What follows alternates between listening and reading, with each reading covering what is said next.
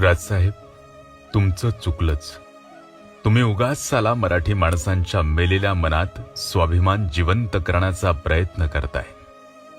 तुम्ही पण इतरांप्रमाणे वाटाघाटी करून पोटच्या पोराला आमदार केलं असतं तर बरं झालं असतं. पण तुम्ही पुत्रप्रेमापेक्षा महाराष्ट्र प्रेम जोपासलात. इथंच तुमचं चुकलं.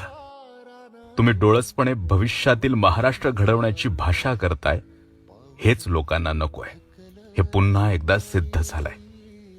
उद्या हीच मंडळी शिवतीर्थावर समस्येची यादी घेऊन उभे राहतील आणि तुम्हीही सारं विसरून सढळ हाताने मदत करायला उभे असता.